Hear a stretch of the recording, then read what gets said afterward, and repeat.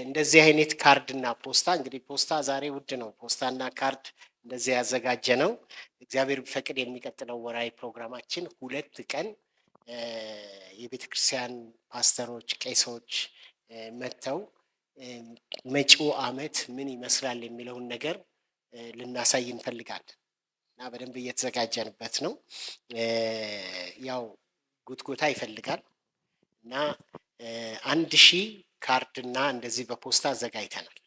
ይዛችሁላቸው የምትሄዱት እናንተ ናችሁ እና ከእናንተ የሚተርፈውን ደግሞ በየቸርቹ እኛ የሙሉ ጊዜ አገልጋዮች ለማድረስ እንሞክራለን።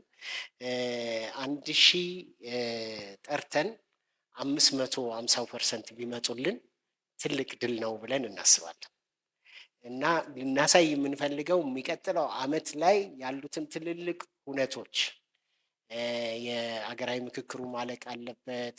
እሱ ይዞት የሚመጣው ነገር ለተተኪው ትውልድ ምን ይሆን? ምክንያቱም የምድሪቷ መሰረት በዚህ በሀገራዊ ምክክሩ አንዳንድ የሚያጣሉን የሚያለያዩን ምናልባትም ብዙ ነገሮች እግዚአብሔር በዚህ ነገር ሊያስተካክል ይችል ይሆናል ብለን እናምናለን። ከምክክር የሚወጣ አንድ የምድሪቷን ገጽታ የተተኪው ትውልድ ዕጣ ፈንታ የሚወስን ትልቅ አጀንዳ ነው ብለን እናምናለን። ባለፈው ባህር ዳር የነበረውን የሀገራዊ ምክክር ስብሰባ 5 ቀን እኔ እና ንጹህ ከዚህ ሄደን ተካፍለን ነበር እና አጀንዳዎቹ ያስፈራሉ። አጀንዳዎቹ በየትኛውም እንደው አንድ ያደርገናል የበለጠ የሚያለያየን ነገር በሁሉም ነገር ላይ ያለው አጀንዳ ማለት ነው። ይሄ ብዬ ልላቸው አልፈልግም። ከአማራ ክልል የተሰበሰበውን አጀንዳ አይቻለሁ። አሁን ደግሞ አዲስ አበባ ላይ ትልቅ ተቋማት የመንግስት ተቋማት ሰጥተው ነበር። 1-2 ነገር ግን ደስ አሰኝቶኛል ቢሆን ብዬ ምለው ለዚህ ነው። አሁን ከ57 ከተማ ነበር አይደል የመጡት ምስራቅ መሰረተ ክርስቶስ። እኛ ክልል የሚል ባጅ አላዘጋጀንም። ክፍለ ሀገር ብለን ነው እንደድሮ። ክልል ከልሎናል፣ ክልል አጋድሎናል፣ ክልል የዚህ ክልል ነዋሪ አይደለህም ብሎናል እና ይሄንንም በዚህ በሀገራዊ ምክክሩ እግዚአብሔር ሊያፈርሰው ይችል ይሆናል ብለን አምነናል። በመንፈሳዊ ዓለም ላይ ቤተ ክርስቲያን በመንፈሳዊ ዓለም ላይ የምትወስነው ውሳኔ በምድር ላይ ይሆናል። ስለዚህ ለመጀመሪያ ጊዜ ከ57 ከተማ የመጡትን ሰዎች ክፍለ ሀገር ብለን ድሮ የነበረውን ባጅ የሰራ ነው በዛ ነው። እግዚአብሔር ሊያደርግ ይችላል። መከላከያ ሰራዊትና ፌዴራል ፖሊስ የጸጥታ ተቋማት ለሀገራዊ ምክክር ያቀረቡት ጥያቄ አዲስ አበባ ላይ ነበር ሰሞኑን ታውቃላችሁ። ያቀረቡት ጥያቄ ይሄ አሁን ያለው በጎሳ ላይ ያለው ክልል ይፍረስልን ብለው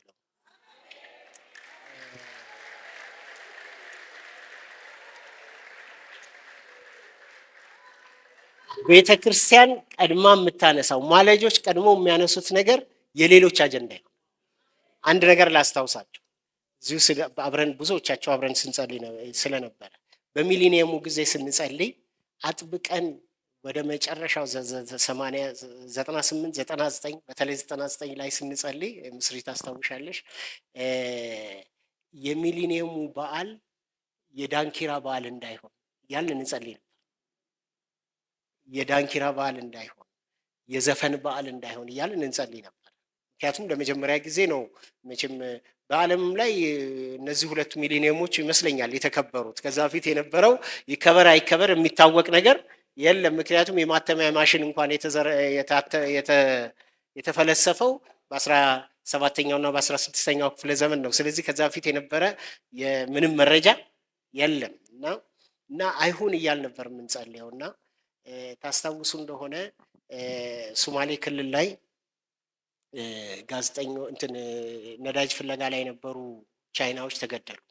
ብዙ አልሸባብ ገደለና በዛ ምክንያት ጠቅላይ ሚኒስትር መለስ ዜናዊ ጋዜጣዊ መግለጫ ይሰጡ ነበር እና ጋዜጣዊ መግለጫ እየሰጡ ስለዛ ስለ አልሸባብ ሲሰጡ ቆዩና መጨረሻ ላይ ሰለሞን ከበረ የሚባል ጋዜጠኛ ነው ጥያቄውን ሁሉ አረሳው እና እንደው እስቲ ከሚሊኒየሙ ከእንትን ጥያቄ ወጣ እንበል ከዚህ ከአልሸባብ ጥያቄና ከፊት ለፊታችን ሚሊኒየም ይከበራል እርስዎ ብዙ ጊዜ የሚናገሩት ነገር ሲፈጸም አይቻለሁና ሚሊኒየሙ እንዴት ይከበር ብሎ ጠየቃቸው።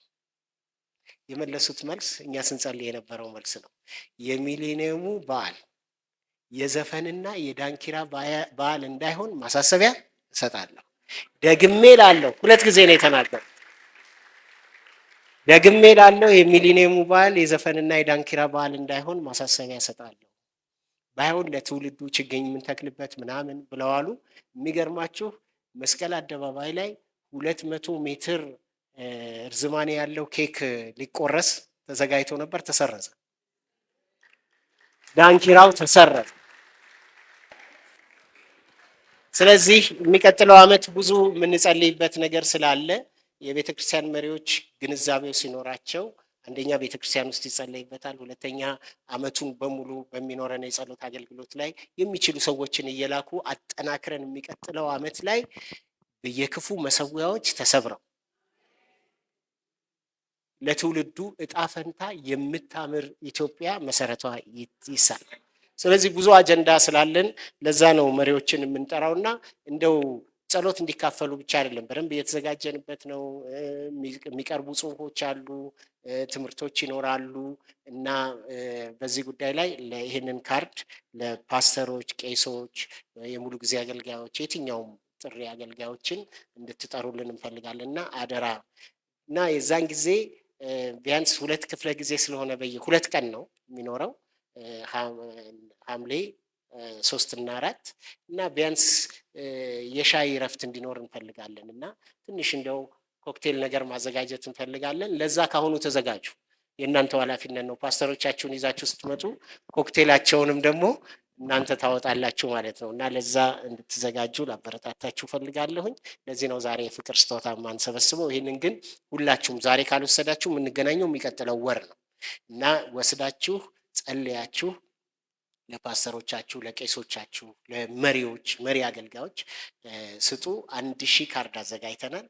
500 ቢመጡልን በአዲስ አበባ ውስጥ ትልቅ ተጽዕኖ ፈጠርን ማለት ነው እና ለዚህ ራሳችሁን እንድታዘጋጁ አበረታታችኋለሁ። አሁን ወደ እግዚአብሔር ቃል እንሄዳለን። ዛሬ ስለ ተተኪ ትውልድ ማለት ማትሪክ ተፈታኞችን የምንጸልይበት ጊዜ ስለሆነ ተተኪ ትውልድ ላይ ሸክም ያለው አገልጋይ ነው የጠራሁላችሁ። ቄስ ነብዩ ወልደ ሰንበት ይባላል። ቄስ ነብዩ ወልደ ሰንበት ለተተኪ ትውልድ እግዚአብሔር የሰጠን አገልጋይ ነው እና እግዚአብሔር ያስፋ፣ ተተኪውን ትውልድ ይስጥህ። ዛሬ እሱ ነው የሚያገለግለን። ለእሱ እድሉን እሰጣለሁ። እንኳን ደህና መጣ ብለና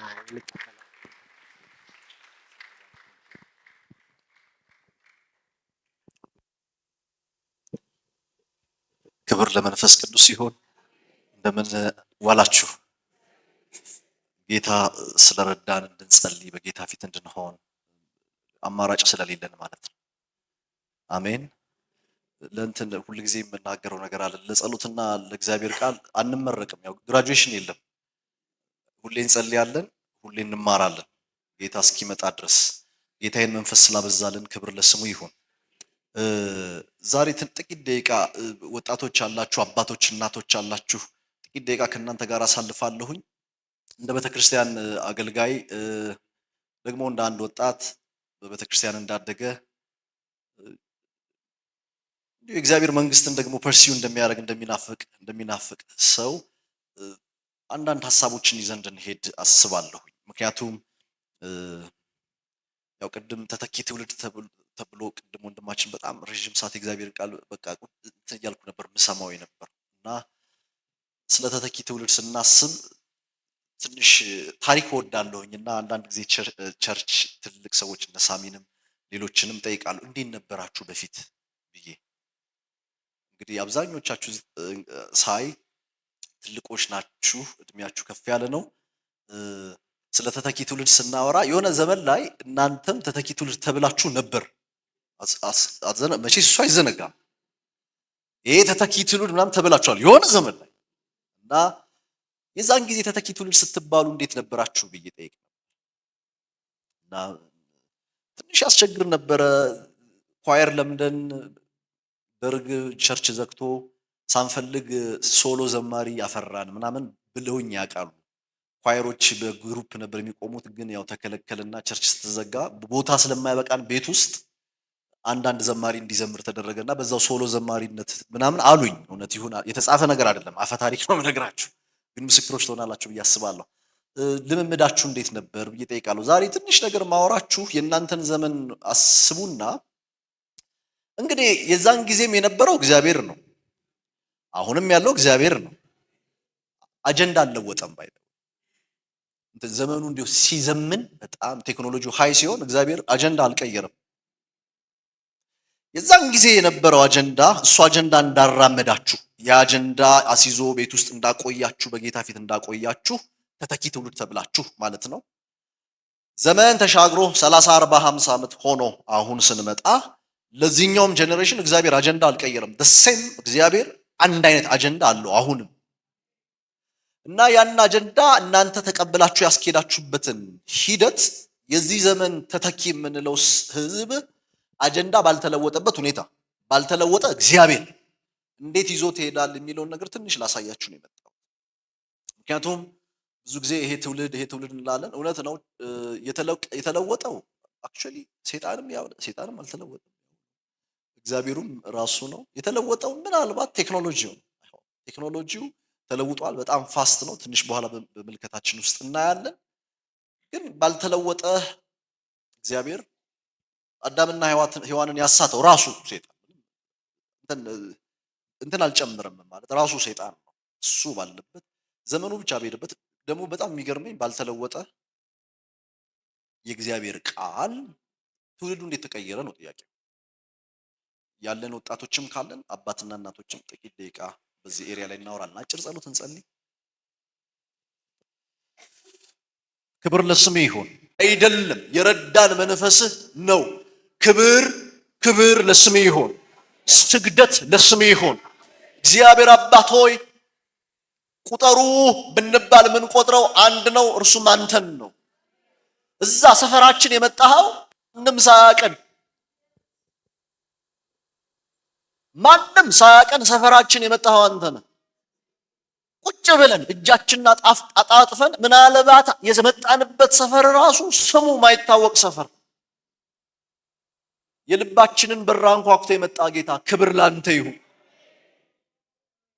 ሁላችን የመጣንበትን ዘመንና ሰፈር ስናስብ ይገርመናል። ጌታ ሆይ ወደ እኔ ስትመጣ እዛ ጨርቆስ ሰፈር ማን ይመጣል? ማንም አይመጣም።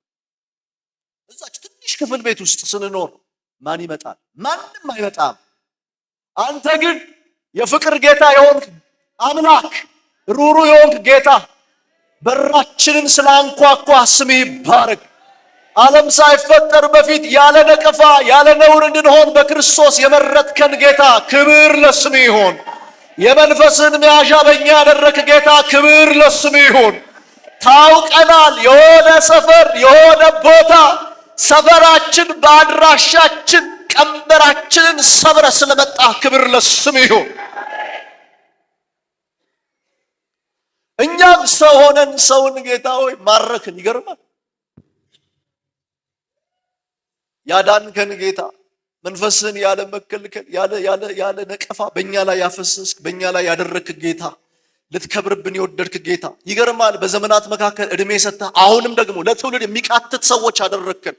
ይሄ ከኛ እኮ አይደለም፣ ስለረዳህን ነው። ስግደት ይሁንልህ፣ ክብር ይሁንልህ፣ አምልኮ ይሁንልህ።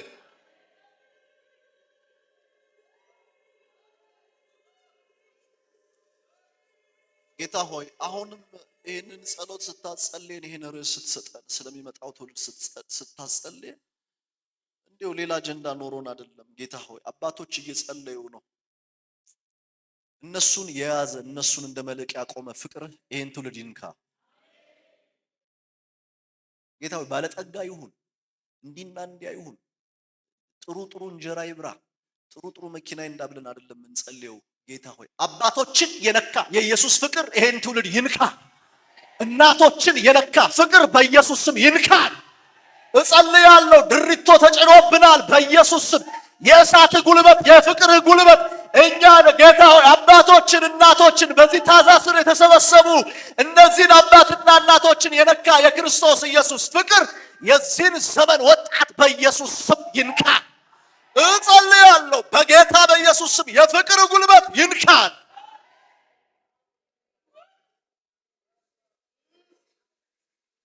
ቃልህ ይገለጥ፣ ቃልህ ይገለጥ። ጌታ ሆይ ማንንም አምነን በዚህ ያለ ቃልህን አምነን ነው የቆም ነው። ወጣቱን በራሱ አናምነው፣ ራሳችንን እንኳን አናምንም። ምናምነው ቃልህን ነው። ቃልህ ታማኝ የሚሰራ ስለሆነ ቃልህን እናምናለን። በጌታ በኢየሱስ ስም ያለ መከልከል ተናገርን። ክብር ለስም ይሁን በክርስቶስ ኢየሱስ ስም።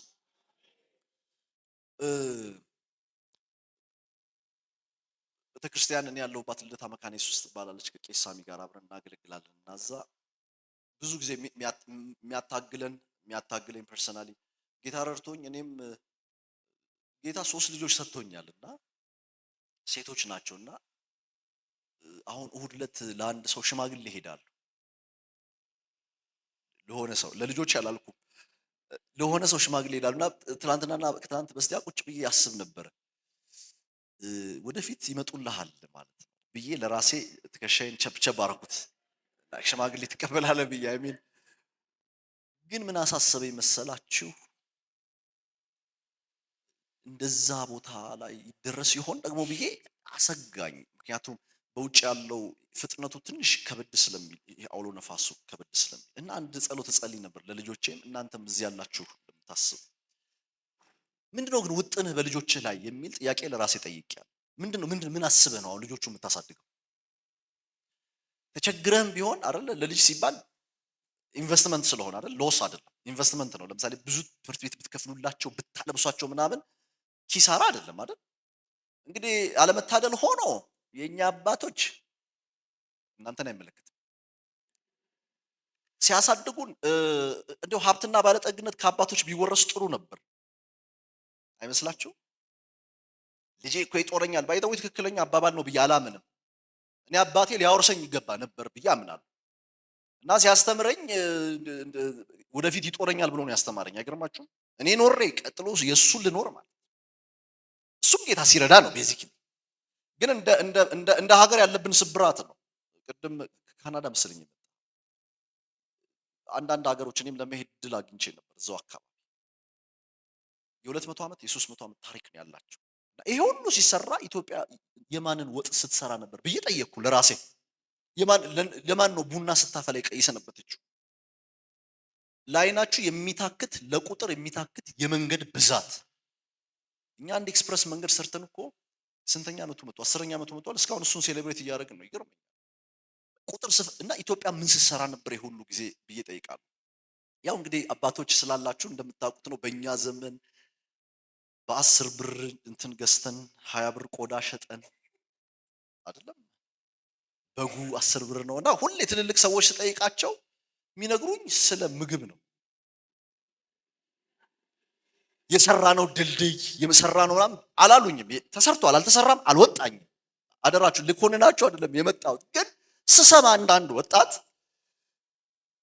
በእኛ ጊዜ እኮ የአንድ ብር አሁን 23 ብር የገባው እንቁላል በአንድ ብር 100 እንቁላል እንገዛ ነበር ይሉናል። እግዚአብሔር ይመስገን ጌታ ቸር ስለሆነ። አንድ ብሩ ግን ከባድ ነበር በዛም ጊዜ ይባላል።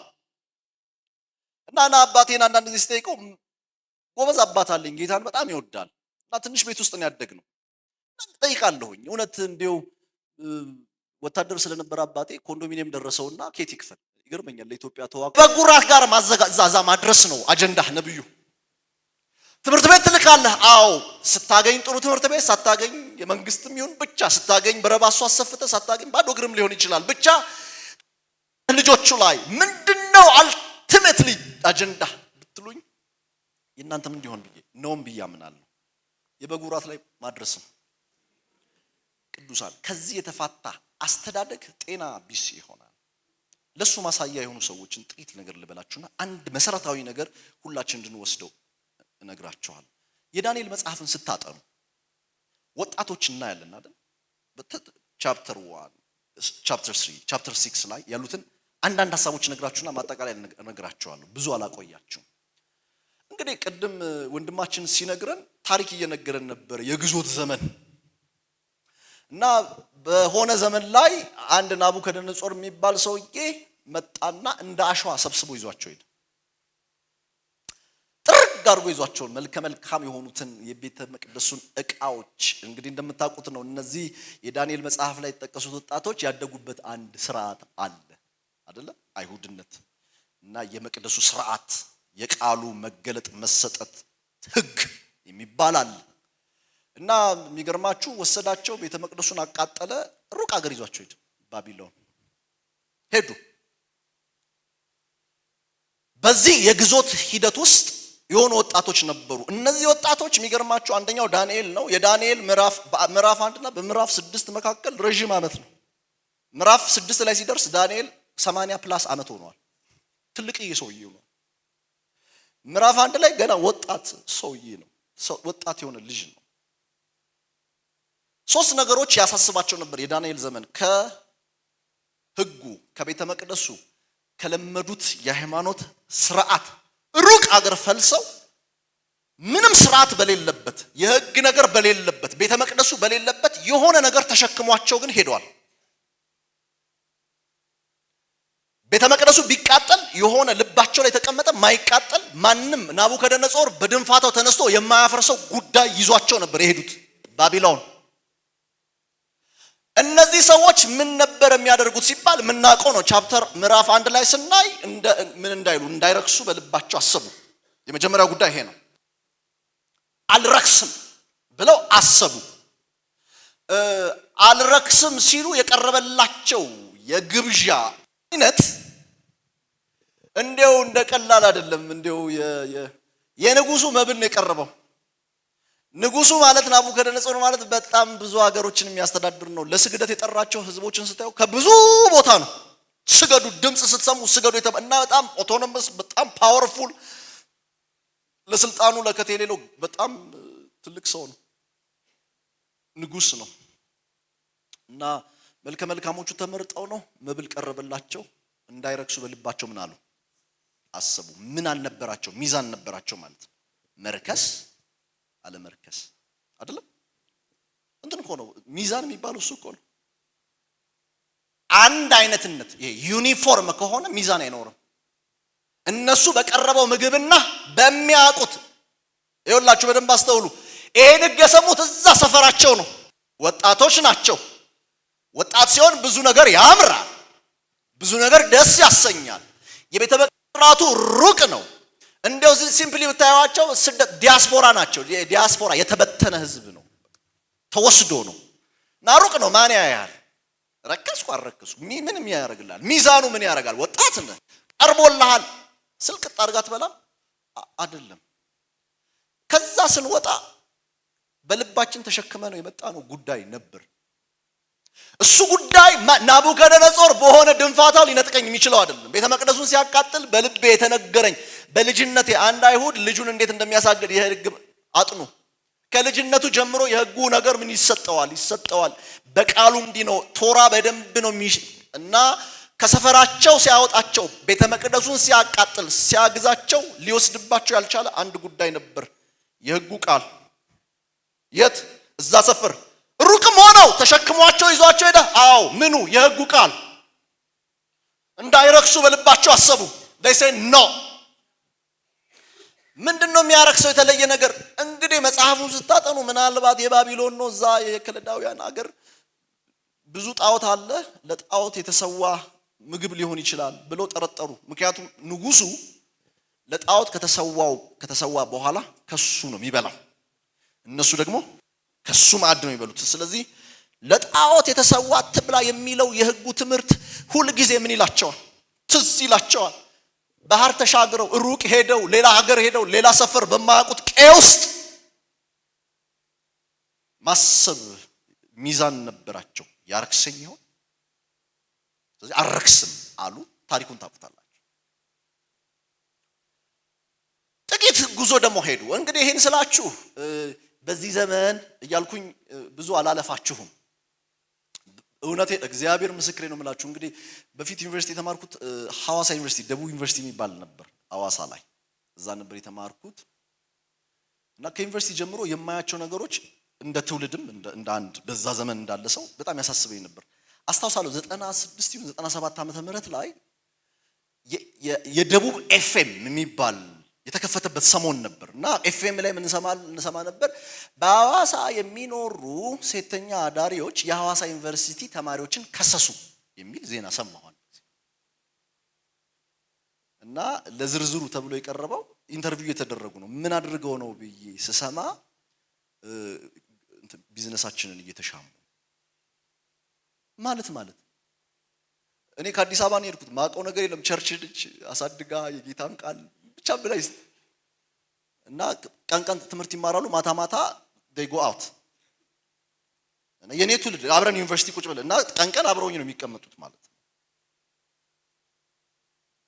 እና አሁን ነው የተሻሻለው። የሆነ እርሻ ነበረ፣ የበቆሎ እርሻ ነበረው፣ ጀርባው ላይ ሜዳ ነበረው። ምን ልበላችሁ ብቻ መንገድ ላይ ስትወጡ በየሰፈሩ ኮንዶም ታያላችሁ። መንገድ ላይ ሜዳ ላይ ማለት ነው። እና እንደ እንስሳ ሜዳ ላይ ማታ ኖርማል ሆኖ ሐዋሳ ዩኒቨርሲቲ ሊትራሊ ያበደች ከተማ ሆነች። አሁን እኮ ስላችሁ አሁን ሐዋሳ ስላችሁ የመላእክት ከተማ አይደለች ማለት ክርስቲያኖች ሌሊት ላይ ትሰያጥናለች። ባይ ዘ ዌይ ሐዋሳ እንግዲህ ምናልባት እኔ በስራ ብዙ ስለማውቃት ትሰያጥናለች። ሴቶች ቆሞ ይሸናሉ። ባይ ዘ ዌይ ሰክረው የት ከተማ ሐዋሳ። እና ተማሪዎች ሆነን ወንጌል ስርጭት እንወጣ ነበር ይላችኋል። ላይክ ይነግራችኋል። ኢየሱስ ያድናል ስትሉት ጫት ይዟል። ቃል ሕይወት እኮ ነኝ ይላችሁ። ሲምፕል የእውነቴን እኮ ነው የምላችሁ። ይሄን የምላችሁ አሁን በጣም ብዙ ክርስቲያኖች አሉ፣ ኢቫንጀሊካልስ አሉ በሚባልበት ቦታ በሐዋሳ ሆሳናም ሂዱ ተሴም ታውቁታላችሁ ብዬ አስባለሁ። የፌሎሺፕ ሰዓት ደረሰ ብሎ ጫት አግሞጥሙጦ የሚገባበት ዘመን ነው። የኛም ዘመን አሁን በዚህ አልሰማችሁም? በፖለቲካ ምክንያት ክርስቲያን ሙፈሪያት ሚኒስተርዋ ስትሄድ እኮ ግራ ገብቷት መታ ታውቃለች። ሁለት ጴንጤዎች የተጣሉ እስኪመስል ድረስ በጸሎት ፕሮግራም ተከፈተ። ምን ለማስታረቅ? የወላይታና ሲዳማ ብለው ሊከታከቱ ታስቦ በጸሎት ነው የተከፈተው። እንትኑ ፐብሊኩ ሙፈሪያት ቁጭ ብላ አንታረቅም ምናምን ይላሉ። እና እዛ የባለቤት ቤተሰቦች እዛ ስላሉ በቅርብ እሰማለሁ። ከእሑድ አምልኮ በኋላ ነው አንደኛው ድል በድል ይብል እያለ እየዘመረ እንትን ሊገል የሚሄደው፣ እዚህ ጋር ደግሞ ድል ይሸተኛል እያለ ነው የሚወጣው። የኔ ትውልድ ማለት ነው። አሁን እንድታስቡ ነው። የኔ ትውልድ ሲባል የቱ ጋር ነበረ ፕሮብለም የተፈጠረው ነው? መቼስ ከሰማይ ዱብ ያለ ትውልድ አይደል? ከሰማይ ዱብ አላለም። ፕሮሰስ ውስጥ አልፎ ነው እዚህ የደረሰው። አሁን ምንጸልይበት ስለ ሀገር ምናምን በጣም በጭንቀት በየጊዜው ይጸልያል አይደል? ዝም ብለን አይደለም የመጣ ፕሮሰስ ነው። የሆነ ታይም ላይ የሆነ ነገር ሆነናል። የሆነ ነገር ሆነንና እሱ እየበቀለ መጣና እንዲሁ ዕብራውያን በሌላ ቴክስት ቢጽፈውም አንዳች መራር ስር በቀለ። ከዛ አስጨነቀን። ነፍስ ውጪ ነፍስ ግቢ። በኋላ መጣላችኋለሁ። ለምንድነው ብትሉኝ ትውልዱ በሂደት ውስጥ ሚዛን አልባ ሆኗል። ያረክሳል አያረክስም አይልም። ትልቅ ቸርች ውስጥ ስም አልነግራችሁም። የወጣቶች ጉባኤ 2000 ይሆናል ሐዋሳ ውስጥ። ዝማሬ አልቆ አገልግሎት ተጋብዥ የእውነት ነው። እኔ ነው እንግዲህ እዛን ጊዜ በነበረ እድሜ እንጸልይ ለጌታ ቃል ብዬ ጸልይ ጎም ቀና ስል ግማሽ ጉባኤው ወጥቶ ሄዷል። እናንተ ጌታ ይባርካችሁ አላችሁ። ልክ ዝማሬ አልቆ የእግዚአብሔር ቃል እንሰማለን እስቲ ለቃሉ እንጸልይ ብላችሁ ጎንበስ ካላችሁ ሀፍ ጉባኤ በጸሎታችሁ መካከል ወደ ቤቱ ሄዷል። በተደጋጋሚ እንደዛ ሲገጥመኝ በጸሎቱ ተስማምቻለሁ ብዬ መስበክ ተገደድኩ። የሆነ ወቅት ላይ በጸሎቱ ተስማምቻለሁ ብዬ ሰብክ ነበር። የሚገርማችሁ እንደዛ ሰብከን ራት ለመብላት ሆቴል ስንሄድ የጾም መያዣ ብሎ እዛው ጉባኤ ላይ የነበሩ ልጆች ድራፍት ይዘው ቁጭ ብሎ አየው። ምንድነው የተፈጠረው? የት ነበርኩኝ ማለት ትጠይቃላችሁ። የእግዚአብሔር ቃል ቸርች አልነበርኩኝ ሌላ ሰፈር ነበርኩ እንዴ ሚል ጥያቄ ትጠይቃላችሁ። ሚዛን የለም፣ የሚያረክስ የማያረክስ የሚል በልብ ማሰብ የለም። ምን ተፈጥሮበት ነው? በኋላ ላይ ኮንክሉዥን ነግራቸዋል። ኔሚት በጣም ብዙ ምንድነው የምትሰሙት ቢባል በቅርብ ጊዜ የሰማሁት ልንገራችሁ። ጄኔቫ የሚኖር አንድ ማቀው ሰው አለ። ከሄደ ቅርብ ጊዜው ነውና ሄደና አንድ ነገር ሰማ። ሰምቶ አሲምፕል ነው የመጣው። የሰማው ነገር ምንድነው? እዛ ጄኔቫ ባልና ሚስቶች ይጋቡና ኮንትራክቹዋል ነው። ከዛ አብረው ነው የሚኖሩት፣ አብረው ይተኛሉ፣ ችግር የለም። በቃ ዳር ባልና ሚስት እና ኦፕን ሜሬጅ ነው። ዛሬ እንትና ጋር መሄድ ፈልጋለሁ ካለች ትሄዳለች እሷ፣ እሱም ሌላ ሴት ጋር ምናምን ካለ በስምምነት እሷም ትሄዳለች እሱም ይሄዳሉ። ከዛ ደግሞ አብረው የት ይሆናሉ? ቤት ውስጥ ይሆናሉ። እና ይሄን ሰምቶ መጥቶ በጣም ገርሞት ከሱ እድሜ ያነስ ስላሉት እንትን ሲላቸው እና ቸርቾችም ጄኔቫ ያሉት ቸርቾችም እነዚህን ሰዎች እንደ አባልነት መመዝገብ ኖርማል ነው ብሎ ነገረን። አሁን ያለ ነገር ነው የምነግራችሁ። የሚመዘግቡትም እዛ ያሉት የስዊዘርላንድ ሰዎች አይደሉም። የኢትዮጵያ ቤተክርስቲያን ነች የምትመዘግበው። በቃ ኦፕን ሜሬጅ ነው፣ ምን ይደረጋል፣ ትውልዱ ይሄን ከመረጠ ብላ እንደ አባልነት ትመዘግባለች ብሎ ያነሳል። አብረውት የሚያወሩ ኢትዮጵያ መጥተው ነው አዲስ አበባ ሲያወራቸው የነበሩ ወጣቶች ምን ኮት አደረጉ? እሱ ነገር ግን ብለው እሱ ነገር ግን ጥሩ አይመስልም አይነት ሲቹዌሽን ማውራት ጀመሩ ማለት ነው። ልጁ ጄኔቫ ነኝ አዲስ አበባ ነኝ የሚል ጥያቄ ተፈጠረበት። ምን ማለት ነው? አልተፈቀደም እንጂ ለመሄድ ሩብ ጉዳይ ነው ማለት ነው። they want to touch it ሊነኩት ፈልገዋል ማለት ነው። ሩቅ እንዳትሄዱ። ይሄ አሜሪካ፣ ካናዳ አሁን ቅድም የተባለው ነገር አለ አይደል? it's knocking every ሎኬሽናችን ላይ ኖክ ያደርጋሉ። ብዙ ነገር ስለምንሰማ ሚዛን ጠፍቷል። ያረክሳል አያረክስም።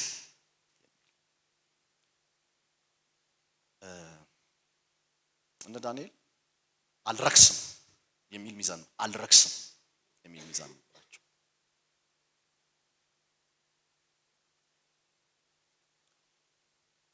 ምዕራፍ 3 ቁጥር 1 ላይ ደግሞ የምታውቁት ነው። ናቡከደነጾር ምስል አደረገና ስገዱ አላቸው። ከዛ ናቡከደነጾር እሱን ቃል እንዲሁም ላንብበው፣ እሱ ኢምፖርታንት ነው። ምዕራፍ 3 ቁጥር 1 ላይ ይሄ ሁሉ ማውራበት በኋላ ላይ ኮንክሉዥን ስለምሰጣችሁ አታስቡ። እንዴ ዝም ብሎ የምናቆል የሚነተርከን ኖ እንደዛ አይደለም። እናቶች ስንሆን ያለ ይሄ ፕሬዘንት የሆነውን ዘመን በደንብ አንደርስታንድ ማድረግ አለባቸው አባቶች፣ እናቶች። በፊት ሐሺሽ የሚያጨስ ልጅ ኦር ሲጋራ የሚያጨስ ልጅ ይሸታል፣ ሽታ ስላለው ይታወቃል አይደል? ባይ ዘ ዌይ ባለፈው ሬዲዮ ላይ እየሰማው ነበር። አሜሪካ የምትኖር አንድ ሳይካትሪስት ሴትዮ አለችና ሪሃብ ሴንተር ልትከፍት መጣ ነው እዚህ አዲስ አበባ። እና ኢንተርቪው የተደረገች ነው። ለምን ሪሃብ ሴንተር ለማን ልትከፍች ነው ስትባል አሜሪካ ላሉ ኢትዮጵያዊ ወጣቶች ነው ሪሃብ ሴንተር ልትከፍት የመጣችው። የት? ኢትዮጵያ ውስጥ። ለምን ተብላ ስትጠይቅ ኢትዮጵያ ውስጥ በተለይ የሆኑ ኢስት ኮስት ላይ ያሉት ከተሞች ላይ ኦልሞስት ኢትዮጵያውያን እያንዳንዱ ቤት አንዳንድ ወጣት ሞቷል። በምን ሲባል ማይሸት ጭስ የሌለው የሚወሰድ ነገር አለ። በጣም ሃፒ የሚያደርግ መድኃኒት ነው። እና እንደምታውቁት ነው የአበሻዎች የኛ አበሾች ሰውነታችን አይችልም። እና በተኙበት ሞቶ ይገኛሉ ብዙ ቤት። እና ግራ ገብቷት ነው ሪሃብ ሴንተር ልከፍት የመጣችሁ እዚህ ኢትዮጵያ ማለት ነው። ይሄን ስላችሁ ይሄ የማይሸተው ነገር አሜሪካ ነው ያለው ያልኳችሁ ግን አይደለም። እዚህ ያለ ዩኒቨርሲቲዎች ውስጥ አለ። አይሸትም። ያጭ ልጅ አሪያጭ ማለት ምንም ይሄ ፊዚካል አሰስመንት በሰሩበት ልጁ ንጹህ ነው፣ ጥርሱ ንጹህ ነው። የሆነ ቀን ፍግም ሲል ነው የምታውቁት፣ ወይ ደግሞ የሆነ ነገር የሆነ ታይም ላይ ሜንታሊ ፕሮብለም ሲገጥመው ነው የምታውቁት። ልመለስ። ምዕራፍ 3 ቁጥር 1 ላይ ንጉሥ ናቡከደነጾር ቁመቱ 60 ክንድ ወርዱም 6 ክንድ የሆነውን የወርቁን ምስል አሰራ፣ በባቢሎን አውራጃ በዱር አለና አስቀመጠ። ታውቁታላችሁ ታሪኩን። ከዛ ጥሩምባ ሲነፋ ሁሉ ሰገደ። ከዛ መጡና ከይሁዳ የሆኑ ሰዎች አንሰግድም፣ ከዛ አውራጃ የሆኑ ሰዎች አንሰግድም ያሉ ወጣቶች አሉ፣ አምጧቸው አለ። ጠየቃቸው። አንተ ንጉሥ መልእክት ቁጥር 10 ላይ መለከትና እምቢልታን የመሰንቆንና የበገናን የዋሽንትን የዘፈንን ሁሉ ድምፅ የሚሰማ ሰው ሁሉ ተደፍቶ ለወርቁ ምስል ይስገድ፣ ተደፍቶም የማይሰግድ በሚነድ እሳት እቶን ውስጥ ይጣላል ብለህ አዘዝክ። በባቢሎን አውራጃ ስር ላይ የሾምካቸው ሲድራቅ ሚሳቅ አብደናጎም የሚባሉ አይሁድ አሉ። ከየት እንደሆኑ ይታወቃል። ንጉሥ ሆይ እነዚህ ሰዎች ትእዛዝን እምቢ ብለዋል፣ አማልክትህን አያመልኩም፣ ላቆምከውም ለወርቁ ምስል አይሰግዱም። ናቡከደነጾርም ብስጭትና በቁጣ ሲድራቅ ሚሳቅና አብደናጎምን ያመጡ ዘንድ አዘዘ።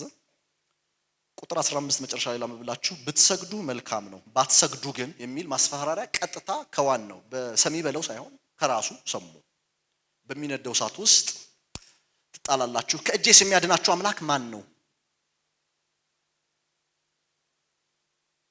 የሚያውቃቸው አማልክቶች አያድኑም እንደዚህ አይነት እሳት ውስጥ ከገባ ብሎ ተናገራቸው ሲድራቅ ሚሳቅ አብደናጎን መለሱ ንጉሱንም ናቡከደነጾር ሆይ በዚህ ነገር እንመልስልህ ዘንድ አስፈላጊያችን እኮ አይደል ኢትስ ኖን ነው አገብታችኋል ብለው ኢትስ ኖን አሁን ትስገዱ አትስገዱ የሚለውን አሁን እንመልስልህ እውነት ፌር አይደለም ይሄ እኮ ይታወቃል አንድ አይሁዳዊ አይሰግድም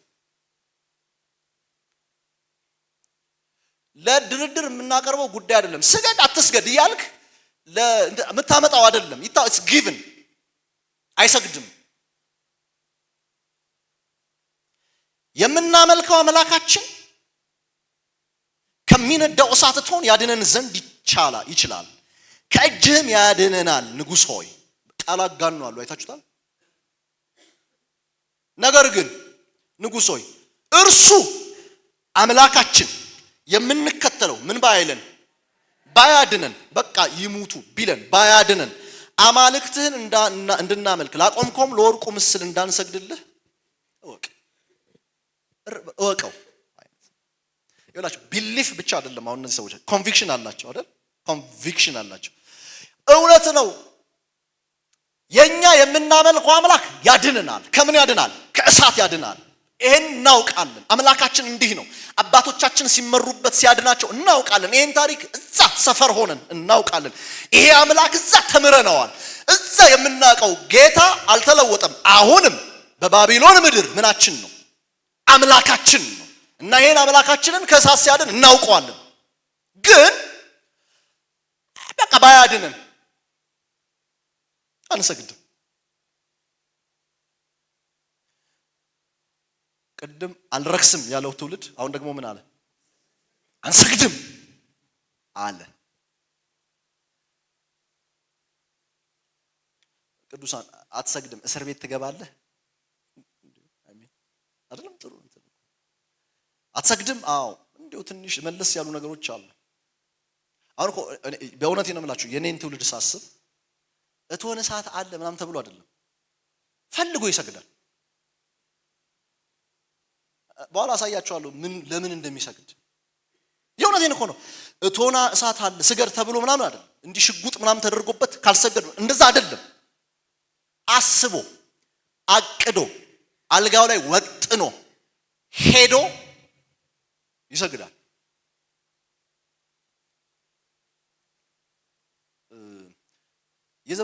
የዘመኑን ወጣት የሚያሰግዱት ጉዳዮች ምንድናቸው ብዬ ብጠይቃችሁ ማለት lot of things ብዙ ነገር ዋናው ግን ምንድነች ቀርሺ ማኒ ብር ካመጣ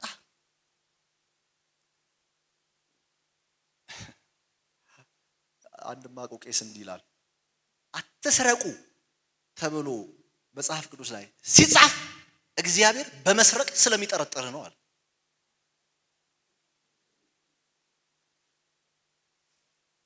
ክብር ለጌታ ይሁን ተጠርጣሪዎች እየሰማችሁኝ ነው ለመሰላችሁ እንትን እኮ ነው ስንት አትሰርቅም ነው ጥያቄው የሚሆነው አይደል 10 ብር አልሰርቅም 100 ብር አልሰርቅም 100,000 ብርስ አይሱም በዶላር ቢሆንስ 1 ሚሊዮን ቢሆንስ 10 ሚሊዮን ዶላር ቢሆንስ ጌታ ሁሉን አዋቂ አይደል ይቅር አይልም በቃ ጌታ እችን ብቻ አሜን እችን በቃ እችን እንጂ ያው አንተ ታውቃለህ አንልም ወይ ማለት በየነገራችን ለወጣቱ ደግሞ በጣም ቻሌንጂንግ ነው በፊት በመሰራበት መስራ ቤት ሰራ በነበረበት ኮንስትራክሽን ስለሆነ የመንገድ ፕሮጀክት ነው ብዙ ብር ይመደባል እና አንዳንድ ፔመንቶች ያልፋሉ በእኛ ስር እና ምናልባት በስምንት ታቋቸው ኮንትራክተሮች በእንትን ነው በኩርቱ ፌስታል ነው ብር የሚያመጡት የዛን ጊዜ እንትን የለም ትራንስፈር ምናምን በኩርቱ ፌስታል ብር ይዞ ይመጣል እና ያላገባ ቀጭን ፍራሽ ላይ የሚተኛ በኪራይ ቤት ሌላ ሀገር ሚስት የሌለው መኪና የሌለው ሰውዬ በጣም ቴምፕቲንግ ነው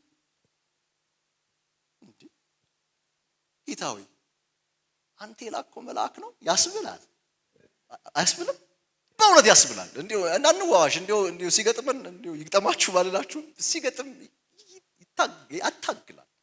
ወጣቱ ደግሞ በጣም ቪክቲም ነው ለዚህ እና በቃ ያመጡላችሁ ውሰደው ፈርምና ውሰድ በቃ ፈርመው ቀጥል። አንድ ማቀው ልጅ አዲስ አበባ መዘጋጃ የሚሰራ በፊት የነበረ ሰው ነበር። ይሄን ታሪክ ምነግራችሁ በደንብ አንደርስታንድ እንድናደርግ ነው።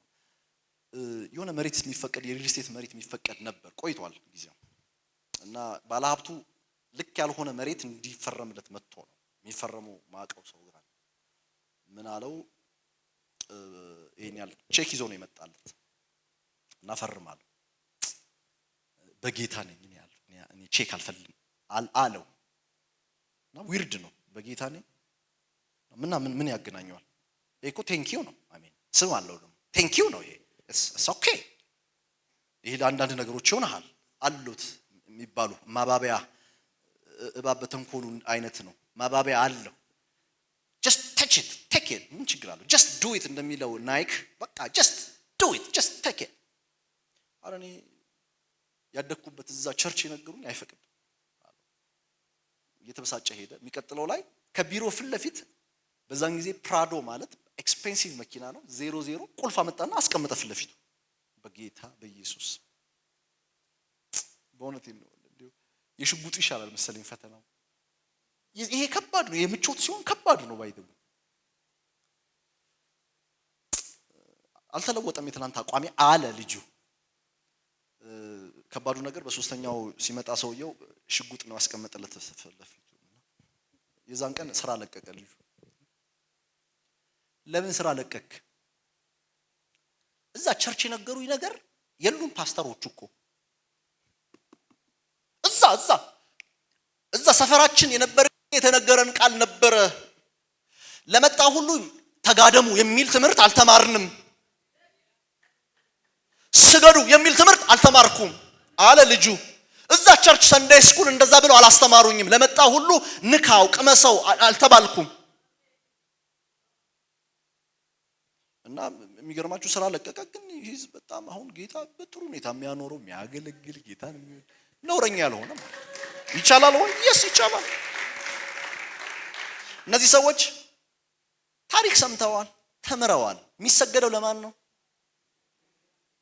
ማንንም የለም እንደዛ ብሎ ያስተማረኝ እኮ ካህኑ ላይኖር ይችላል አይደል እንትኑም ስርዓቱም እኮ የለም ሩቅ ሰፈር ነኝ አይደል እንዴ አንዳንድ ሰዎች ያው እንደምታውቁት ነው ከከተማ ይወጡና የሚሰጥኑ የቸርች አባሎች አሉ ታውቃላችሁ አይደል አታውቁም መልአክ ናቸው በእውነት ቸርች ውስጥ እንትኖች ባለጠጎች ምናምን ዱባይ ስራ አለኝ ቢዝነስ አለኝ ታይላንድ ቢዝነስ አለኝ ይላሉ ቢዝነስ የላቸውም ሌላ ቢዝነስ አላቸው አይ ሚን it's okay ስትርቅ ማንንም ተመልካች እንደሌለ ሲገባ ከጲጢፋራ ሚስት ጋር ለመተኛት ሄስቴት አታደርግም you'll do it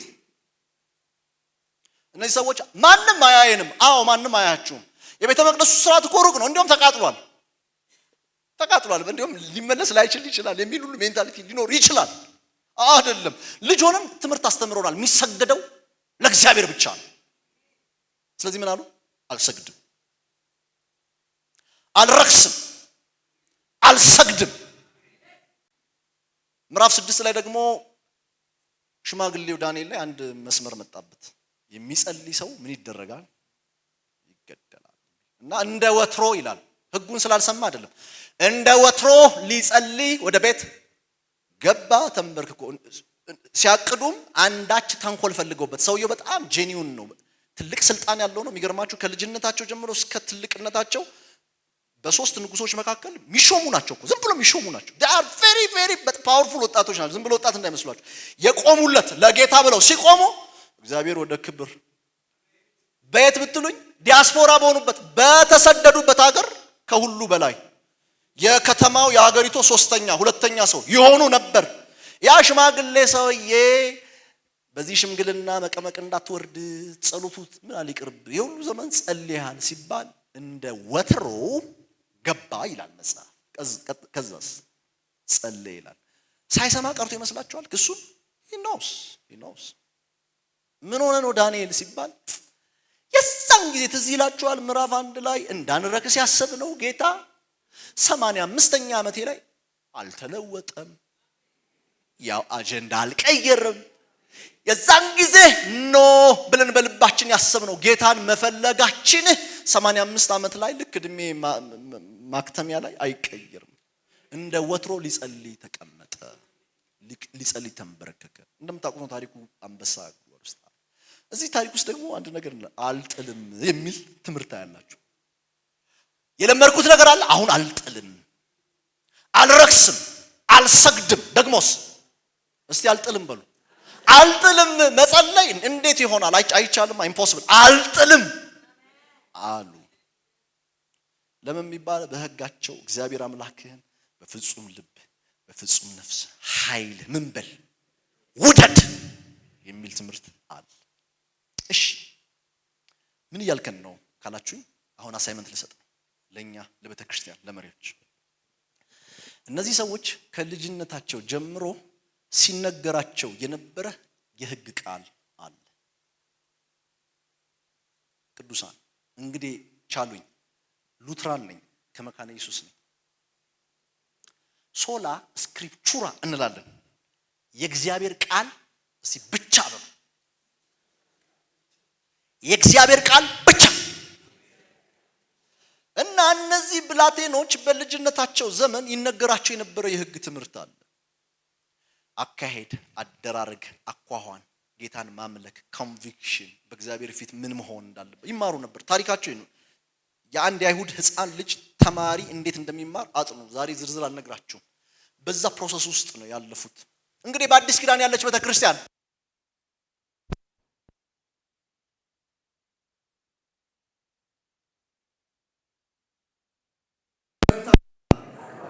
ለእግዚአብሔር ቃልና ለጸሎት ተጋሩ። ኦኬ። ስለዚህ ኤክሌዥያ አዲሷ ቤተክርስቲያን በክርስቶስ ቅድም ጰራቅሊጦስ ከመጣ በኋላ የተተከለችው ቤተክርስቲያን ስራዋ ምንድነው ሲባል ለቃሉና ለጸሎት የምትተጋ ነች። ሌላ አጀንዳ ምን አላት ካላችሁ፣ ሌላ አጀንዳ የላትም። ሽማግሌዎች ከጸሎትና ከእግዚአብሔር ቃል አጀንዳ ውጪ አጀንዳ ያደረጉ ቀን ወጣት ይበላል። ቅዱሳን እነግራችኋለሁ፣ አንዳንድ ጊዜ ወጣቶች እንትን ሆኑ። የእግዚአብሔር ቃል ተከታዮች ውስጥ በሜጋ ቸርች ኮንሰርት አይደል ምንወዳት ነገራች እንደዚህ ጋዘሪ ምንወዳለን ፈርዶብን እንዲህ በጣም ጃሙ በደንብ ሲበዛ አንድ ሰው ይመጣል ይሰብከናል። ልክ እንደዚህ ከዛ እንበተናለን። ቀን ቆጥረን ደግሞ እንመጣለን። አሁን የሆነ ነገር ይረጭብናል። ለመልሳችሁ እናንተ ተፈቅዶ በተነበራችሁ ዘመን እዛ ሰፈር የዛን ጊዜ የእግዚአብሔር ቃል እንደ ጸሎት ታረሽታችሁ ነው ወይስ በየቤቱ ቁጭ ብላችሁ? አሁን ሁሉ ነው ይሄ ጄኔሬሽን ይለወጥ።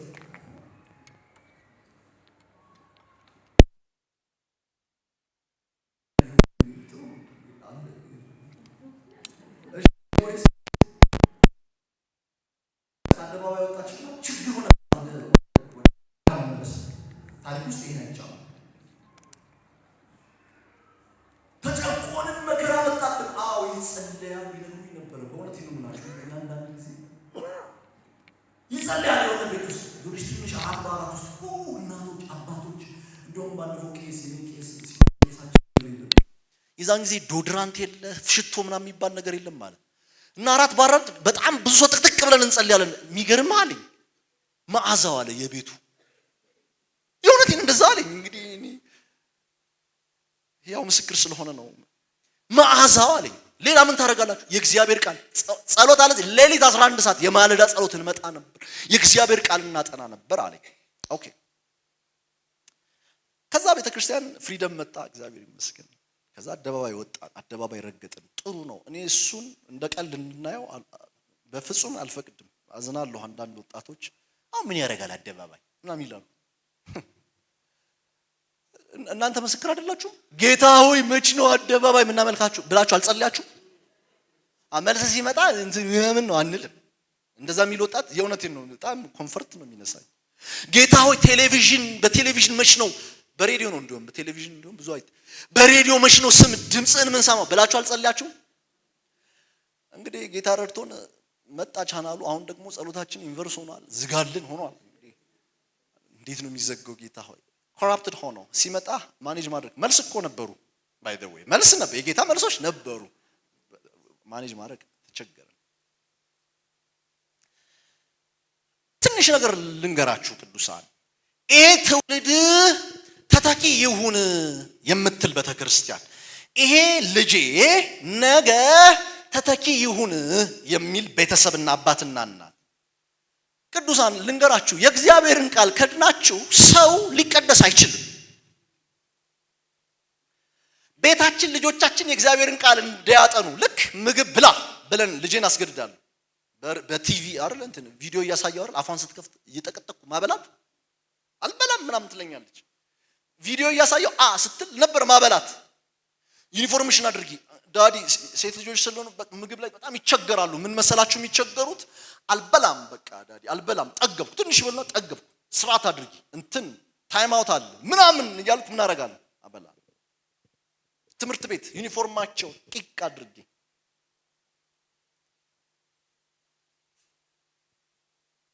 ልክ በዚሁ ልክ የእግዚአብሔር ቃል በልካቸው እንዲያጠኑ እንዲያነቡ የእግዚአብሔር መንፈስ ያለበትን ይህን ቅዱስ ቃል ጋር ኢንተራክት እንዲያደርጉ ዋጋ የማይከፍል ቤተሰብ ምስክሬ ነው የምላችሁ፣ ተተኪ እያልን አንመጻደቅ። ልክ አይሆንም። እግዚአብሔር ምስክሬ ነው የምላችሁ፣ በፍጹም አይሆንም።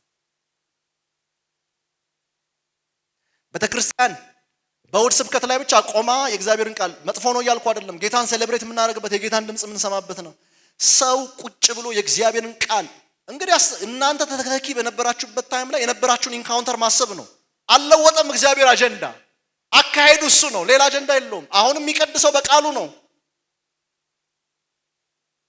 ልጆቻችን የእግዚአብሔር ቃል ለማንበብ ሄዚቴት አድርጎ ቲክቶክ ሲጠቀም ኖርማል ከሆነ ተተኪ ብለን እንደዛ አይሰራም። እግዚአብሔር እናገራለሁ ካለ የሚናገረው በምኑ ነው? እቀድሳለሁ ካለ የሚቀድሰው በምኑ ነው? በቃሉ ነው። ለዚህ ነው እነ ጴጥሮስ ምንም ይምጣ አሁን በገረዷ ፊት እንደሚክድ ሰው አይደለም ጴጥሮስ። የእግዚአብሔር መንፈስ መጥቷል። አዲሷ ቤተክርስቲያን ተተክላለች። በማንም ፊት ላይ የምናገረው አንድ ቃል አለ፣ የህይወት ቃል። ለህይወት ቃል ለዚህ ቃል እንተጋለን፣ ለጸሎት እንተጋለን። አሁንም ታሪክ ነው መመልሳችሁ። ከቄሳሚ ጋር አንዳንድ እጠይቀዋለሁ፣ እንዴት ነበር የበፊት የቤተክርስቲያን የጸሎት ጓዶች ብዬ እጠይቀዋለሁ። አክቹአሊ የፕሬየር ቲሙም ቪዥን እሱ ነው። በየወሩ እዚህ ከምንጠራ ለምን ቸርቾች ውስጥ በጣም ብዙ የሚጸለዩ ቲሞች አይኖሩም? እና ቼክ አደርጋለሁ እኛ ቸርች የነበረው የጸሎት ግሩፕ እንዴት ነበር፣ ቤቴል መካነ ኢየሱስ የነበረው የጸሎት ግሩፕ እንዴት ነበር፣ እንጦጦ በጣም ብዙ ቁጥር 13 ነው 14 የጸሎት ቡድን ነበር። ሰይጣን መጣና አሳይመንት ሰጥቶ የመጀመሪያ የመጣው ነገር ምንድነው? የጸሎት ቡድን ቡም አድርጎ መጣ። ይኸውላችሁ በተተከለችው ቤተክርስቲያን ጌታ ባስቀመጣት ቤተክርስቲያን ለቃልና ለጸሎት የማትተጋ ከሆነች ተተኪ ትውልድ እያልን አይሆንማ። አንድ ዘማሪ አለች የባህሪ ለውጥ አምጣ። ከዛ በኋላ ሊሪክሱ ጀርባ ላይ ከየት ይምጣ የሚል ይላሉ። የባህሪ ለውጥ ቤቴልሔም ተዘራ መሰለች። የባህሪ ለውጥ አምጣ ከጀርባ ምን ይላል? እስቲ በሉኛ ከየት ይምጣ? አይፈስም። ከየት ይምጣ?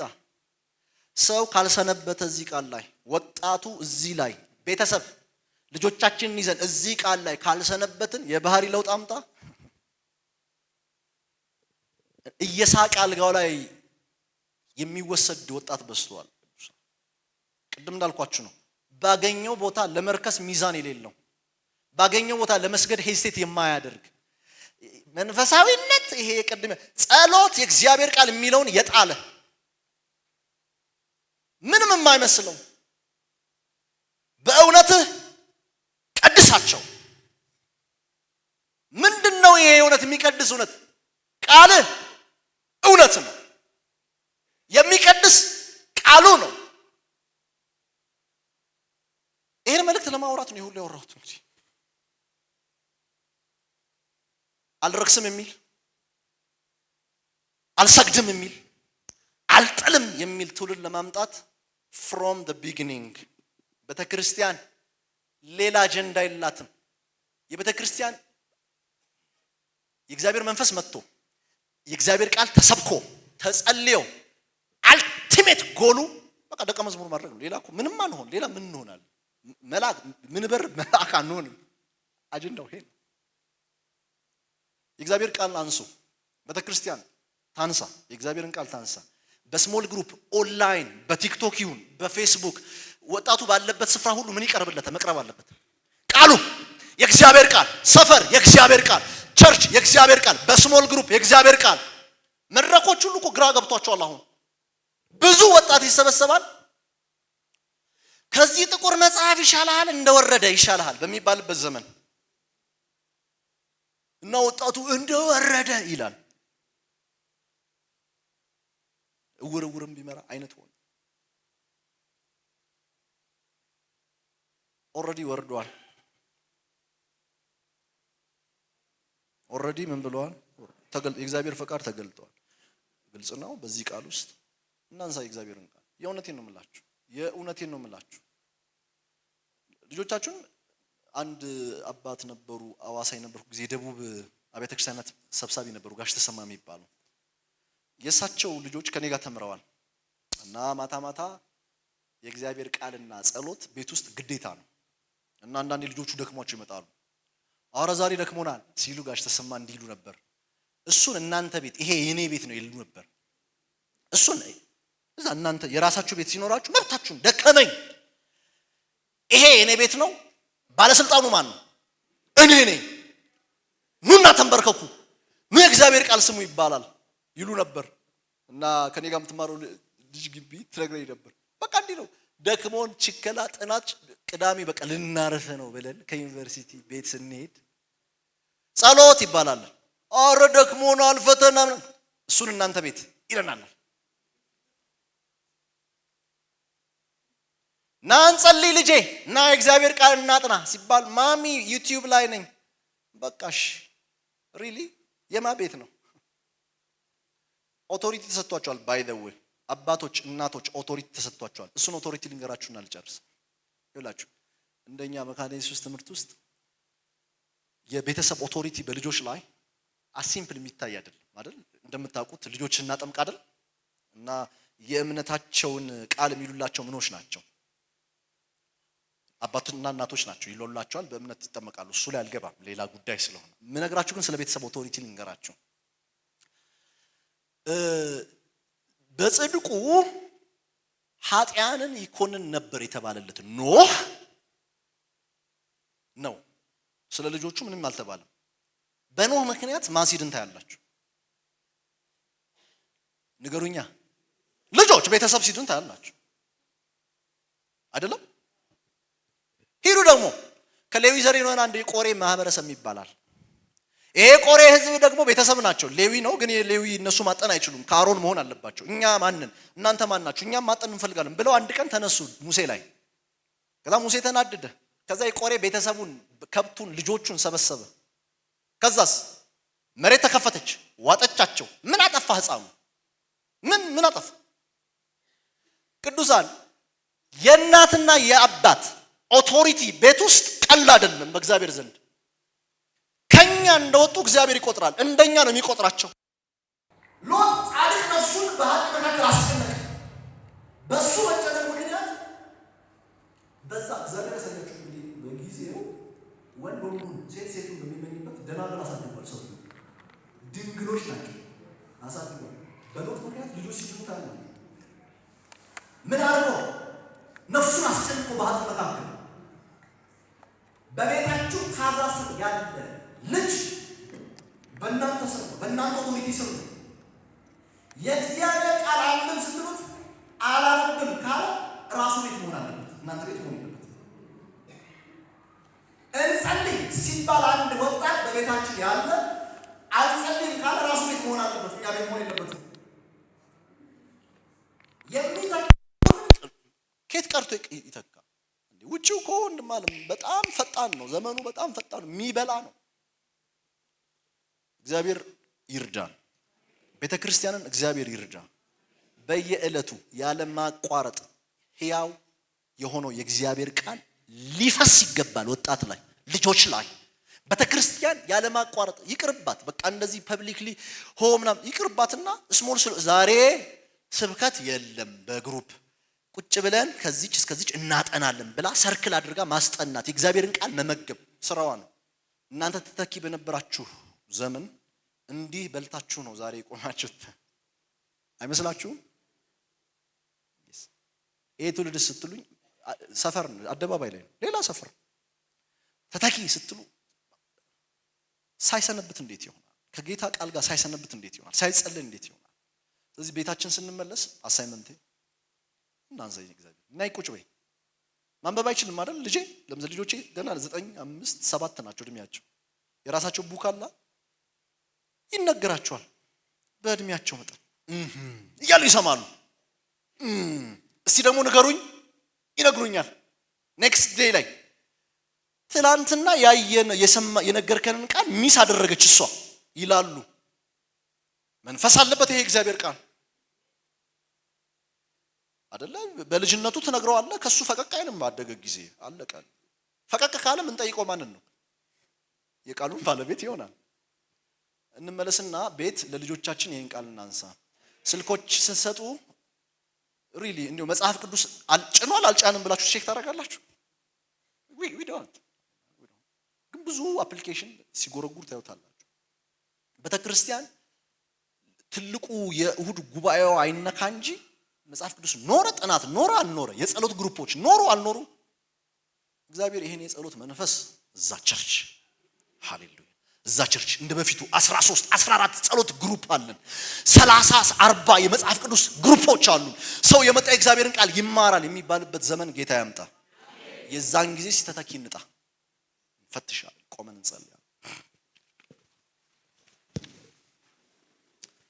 ጥቂት ደቂቃ ነው፣ አላቆያችሁም። ሰዓት ሄዷል። 8 ሰዓት ነው። አይ ቲንክ በሰዓት የጨረስኩ ይመስለኛል። ግን ትንሽ ደቂቃ ስለ ራሳችን ስለ ልጆቻችን እያሰብን እንጸልያለን። ቤተክርስቲያን መሪዎች አንድ ነገር እንዳትስቱ። ቤተክርስቲያን ስትራቴጂ ስትቀርጽ ኤስፒዎች ሲኖሯት ሳይኖራትም ሲቀር የስብሰባዎቿ ማዕከሎች፣ የስብሰባዎቿ አጀንዳዎች፣ የመንፈሳዊ ኮሚቴ፣ የመንፈሳዊ ዘርፉ፣ የሽማግሌዎች፣ የንዑሳን ኮሚቴ አገልጋዮች፣ ቋሚ ኮሚቴ የምንላቸው ብዙ አጀንዳዎቻችን መሬት ላይ ቴብላችን ላይ ምንድን ናቸው? ለእግዚአብሔር ቃልና ለጸሎት የሚያተጋ እዛ ኤሪያ ላይ የማያውጠነጥን ከሆነ እነግራቸዋለሁ። ሌላ አሳይመንት እየሰራ ነው ከእግዚአብሔር አጀንዳ ውጪ ሊሆን አይችልም። እንደዛ አይሰራም። እንዲህ በሉት ጌታን፣ አንተ አልተቀየርክም፣ አጀንዳም አልቀየርክም፣ አሰራርም አልቀየርክም። ቤዚክሊ በቃልህ እውነት ዛሬም ትሰራለህ። ቤቴ ቃልህን እንዳነሳ ከልጆቼ ጋር አውቃለሁ። እናንተ በብዙ ትጋት የእግዚአብሔርን ቃል እየበላችሁ የመጣችሁ እናት አባቶች እንደሆናችሁ ልጆቻችን ጠን ያላቸው እንደምታስቡት እንዳይመስላችሁ። ልጆቻችን ኖት ኦንሊ ሳር ቅጠሉ መቅበዝበዝ ላይ ነው ያለው። ቅብዝብዝ ብሏል። መጽሐፍ ሮሜ ላይ እንደሚናገረው ነው የፍጥረት ሁሉ የእግዚአብሔር ልጆች መገለጥ የሚጠባበቅ ተቅበዝብዞ ነው። እረፍትኛ ጋር አለ፣ የጌታ ቃል ውስጥ አለ። እንዲህ ብላችሁ ጥቂት ደቂቃ እንጸልያለን። ቤተክርስቲያን ቃልህን ታንሳ። ኢንዴብዝ የእግዚአብሔርን ቃል የሚያጠና ኢንዴብዝ ቁጭ ብሎ ጊዜ ሰጥቶ የእግዚአብሔርን ቃል እንዲያጠና። አባት ሆይ ረሃብ በልጆቼ ላይ ጨምር፣ ረሃብ በወጣቱ ላይ ጨምር፣ ረሃብ በቤቴ ላይ ጨምር። ቅዱሳን ይሄን ጸልዩ፣ ይሄን ጸልዩ። እግዚአብሔርን መምሰል ልምምድ ነው፣ ትሬኒንግ ነው። የሆነ ቦታ ላይ ተረጭተ ነው ወይ ተቀብተ ነው የምንወጣው አይደለም፣ ትሬኒንግ ነው። በምን ብትሉኝ በዚህ ያውቃል። ተተኪ በጣም ዳይለማ ውስጥ ገብተናል። ለምን የሰጠናቸው ብዙ የለም። የምንሰጠው የእግዚአብሔር ቃል በጣም በጣም በጣም ፍራጃይል የሆነ ልፍስፍስ የሆነ ይሄ አሰስ ገሰስ የሆነ የማያቆም የሰለሉ እግሮችን የማያጸና። እንዲህ በሉት ጌታን ቃል ይምጣ። ጸልዩ። ያንን ዘመን የእናንተን ዘመን የዛ ጊዜ ቤት ቁጭ ብላችሁ በረሃብ የምታጠኑትን ወጣት ሆናችሁ ተተኪ ተብላችሁ በጸለያችሁ ጊዜ የጌታን ቃል የናፈቃችሁበት በቃ ማታ በህልማችሁ ስታስቡት እንደሱ አይነት ረሃብ በዚህ ዘመን በልጆቼ ላይ ይሁን፣ በቤተ ክርስቲያን ወጣቶች ላይ ይሁን ብለን እንጸልይ ጥቂት ደቂቃ።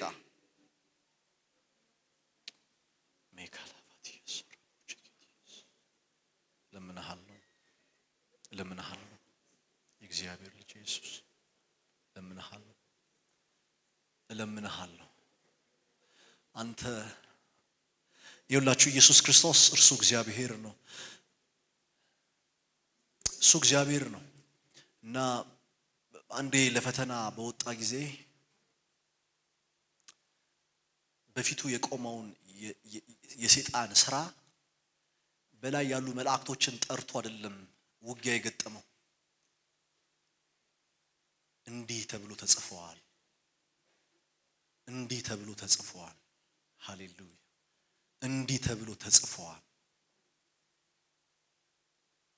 ይሄ የሌለው ትውልድ ዱ ዩ ቲንክ በሚያባብል በሚያታልል በዚህ ዘመን የሚጠቅሰው የሚገልጠው ቃል ሳይኖረው መቆም ይችላል ብላችሁ ታስባላችሁ? I don't think።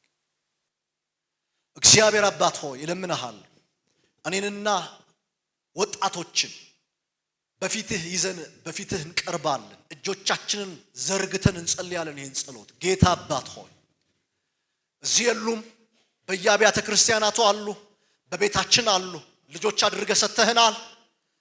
የዘላለም አባት ጌታ እግዚአብሔር ሆይ እኛን ያቆመ እኛን ያሰነበተን ያ ብርቱ የሕይወት ቃል በኢየሱስ ክርስቶስ ስም ረሃብ በልጆቻችን ላይ ይሆን፣ በቤተ ክርስቲያን ላይ ይሆን፣ በወጣቱ ላይ ይሆን። ናፈቀኝ የእግዚአብሔርን ቃል የምንልበት መንፈስ በኢየሱስ ስም ይሰጠን። ልማድ በስቷል ጌታ ሆይ ጆሮአችን ሊሰማ የሚፈልገው ብዙ ጉዳይ አለ። አይኖቻችን ሊቃርም የሚፈልገው ብዙ ጉዳይ አለ። እጸልያለሁ በዚህ ምክንያት አንደበቶቻችን ስድብ ለምደዋል። አሁን ግን ጌታ ሆይ ባሪያው አይኖቹ ወደ አንተ እንደሆኑ ገረዲቷም እንዲሁ ወደ ምታሳድራት ሴት እንደሆነ አይኖቻችንን ወደ አንተ እናነሳል። የዘላለም አባት ጌታ እግዚአብሔር ሆይ ተተኪ ስንል ተተኪ የሚበቅልበት፣ ተተኪ የሚነሳበት፣ ተተኪ የሚቆምበት፣ የሰለሉ ጉልበቶች የሚጸኑበት የቃልህ ረሃብ፣ የቃልህ ጥማት፣ የጸሎት ረሃብ፣ የጸሎት ጥማት በጌታ በኢየሱስ ስም ወጣቶችን ያግኝ። እጸልያለሁ እግዚአብሔር አባት ሆይ ከመድረኮቻችን ላይ ከስብሰባ አጀንዳዎቻችን ላይ ለቃልህና ለጸሎት ከመትጋት ይልቅ በሌላ አጀንዳ የሚውጠን በሌላ ጉዳይ የሚሸብበን አጀንዳ ሁሉ ከመድረካችን ላይ ከስብሰባዎቻችን ላይ ከኢትዮጵያ ቤተክርስቲያን ላይ በኢየሱስ ስም አንሳ።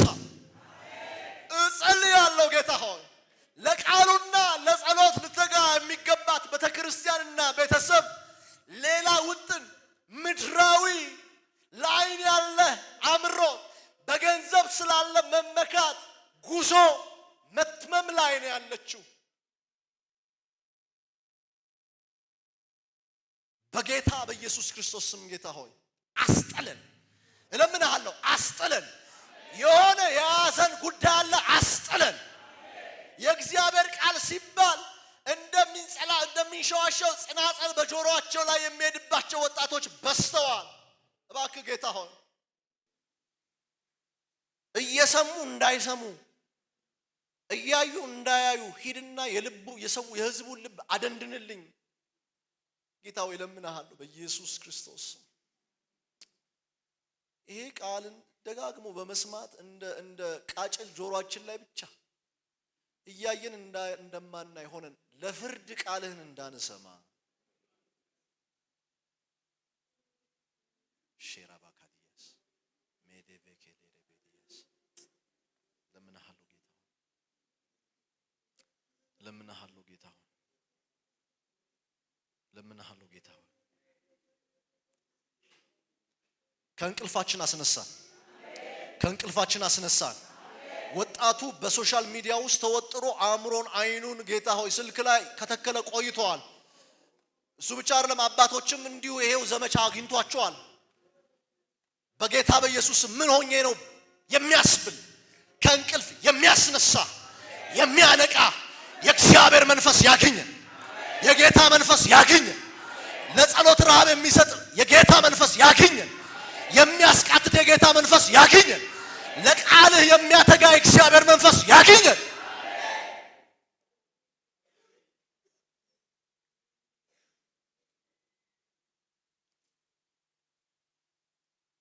እባክህ ጌታ ሆይ አገልጋዮች በመድረክህ ላይ ቆመው ንጹህ የሆነውን የእግዚአብሔር ቃል ከመናገር ይልቅ ያልተገባውን ነገር እንዳይናገሩ በጌታ በኢየሱስ ስም ጣልቃ እንድትገባ ለምንሃል። የእግዚአብሔርን ቃል የጣለች ቤተክርስቲያን ትውልድ እንደማታፈራ ይታወቃል። it's given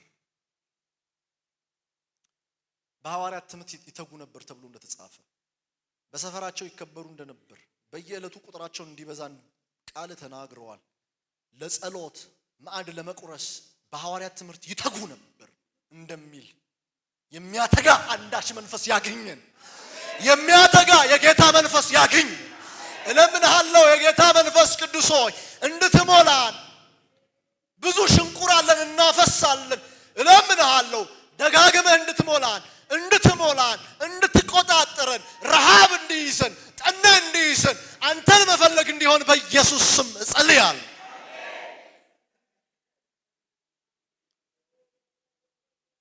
አንተ በዘመናት መካከል ቅሬታዎች አሉ፣ ሬመነንስ አሉ። ጌታ ሆይ በትውልድ መካከል የሚቀሩልህ አሉ። በስደት ሰፈር የሚቀሩልህ ነበሩ። ቅሬታዎች ስጠን፣ ቅሬታዎች ስጠን፣ ቅሬታዎች ስጠን።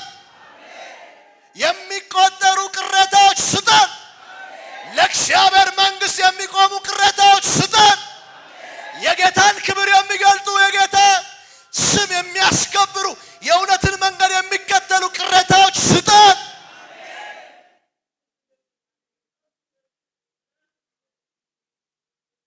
የቤተ ክርስቲያንን ስድብ፣ የቤተ ክርስቲያንን መነቀፍ አብሮ የማይስቅ በልሳን የማይስቅ በሶሻል ሚዲያ ላይ ኢየሱስን እያብጠለጠሉበት ምንም የማይመስለውን ትውልድ ንካ በኢየሱስ ስም፣ ንካ በጌታ በኢየሱስ ስም።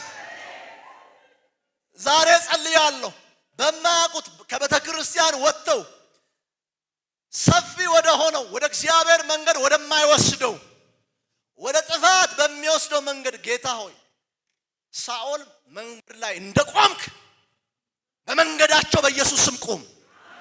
እጸልያለሁ በመንገዳቸው ቁም።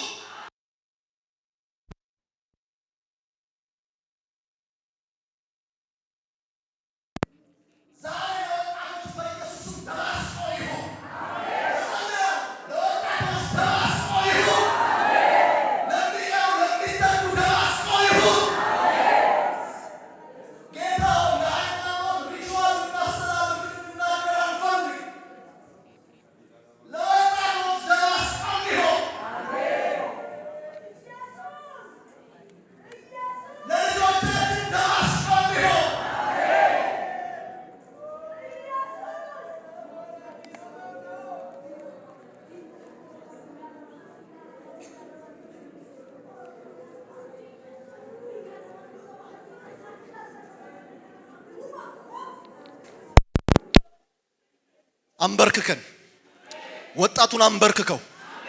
ጌታ ሆይ ምን ላድርግልህ እወዳለሁ እስኪል አንበርክከው። በመንፈስ መገለጥ አንበርክከው። ምን ላድርግልህ ጌታ ሆይ እስኪል ድረስ አንበርክከው። እኛን በልጅነታችን አባቶችን እናቶችን በልጅነታቸው የነካ ጌታ፣ የፍቅር ጉልበት የነካቸው ጌታ አባቶች ዛሬ እንጸልያለን። ለሚቀሩ ቅሬታዎች በኢየሱስም ይሄ ፍቅር ያገኛቸው። ጌታ ሆይ ምን ላድርግልህ እስኪሉ ድረስ ደማስቆ ይሁንላችሁ።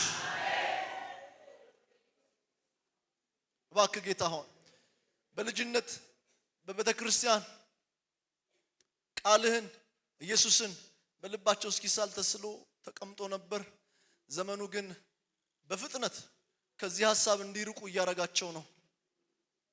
ዛሬ ጸልያለሁ በጌታ በኢየሱስ ክርስቶስ ስም፣ በጌታ በኢየሱስ ስም የመስቀሉ ቃል፣ የመስቀሉ ኃይል፣ የመስቀሉ ያ የእግዚአብሔር ልጅ ኢየሱስ ዛሬ በወጣቶች ልብ ላይ ዳግም ጌታ ሆይ ላይ ደቨዝዝ እንዲሳል በኢየሱስ ስም እንጸልያለን። በጌታ በኢየሱስ ስም እንጸልያለን። ይሄንን እንዳያስተውሉ አዚም በጌታ በኢየሱስ ስም የተመታ ይሁን። ወጣቱ ይሄንን ፍቅር እንዳያስተውል እኔ ለዓለም ደግሞ ለእኔ ከተሰቀልኩበት ከክርስቶስ ኢየሱስ መስቀል ውጭ ትምክህት ከኔ ይራቅ እንዳለ ትምክህትን በተለያየ መንገድ በልብ የሚያደርግ አዚም በኢየሱስ ስም ይመታ። በወጣቱ ልብ ላይ አዚም የሚዘራ ይመታ። ከምድር ምድራዊ የሚያደርግ ሰማይን የማያስናፍቅ የልጁን ራት የበጉን ራት እንዳይናፍቁ የሚያደርግ የምድር ግሳንግስን በልብ የሚሞላ እይታን ሾርት ሳይት ያደረገ አዚም በኢየሱስ